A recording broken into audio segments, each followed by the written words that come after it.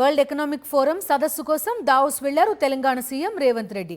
స్విట్జర్లాండ్లోని జ్యూరిచ్కి చేరుకున్న తెలంగాణ ప్రతినిధి బృందానికి ప్రవాస తెలంగాణ వాసులు ఘన స్వాగతం పలికారు. సదస్సులో పాల్గొనేందుకు మంత్రి శ్రీధర్ బాబు ఇప్పటికే దావోస్ చేరుకున్నారు.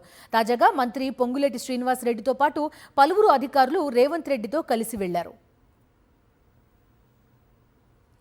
దావోస్లో 4 రోజుల పాటు జరిగే వరల్డ్ ఎకనామిక్ ఫోరం సమావేశాల్లో తెలంగాణ రైజింగ్ 2047 రోడ్ మ్యాప్ పరిచయం చేయనున్నారు.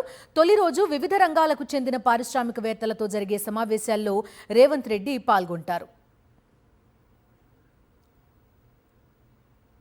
సదస్సులో పాల్గొనేందుకు మంత్రి శ్రీధర్ బాబు ఇప్పటికే దావోస్ చేరుకున్నారు. తాజాగా మంత్రి పొంగులేటి శ్రీనివాస్ రెడ్డితో పాటు పలువురు అధికారులు రేవంత్ రెడ్డితో కలిసి వెళ్లారు. దావోస్లో 4 రోజుల పాటు జరిగే వరల్డ్ ఎకనామిక్ ఫోరం సమావేశాల్లో తెలంగాణ రైజింగ్ 2047 రోడ్ మ్యాప్ పరిచయం చేయనున్నారు. తొలి రోజు వివిధ రంగాలకు చెందిన పారిశ్రామికవేత్తలతో జరిగే సమావేశాల్లో రేవంత్ రెడ్డి పాల్గొంటారు.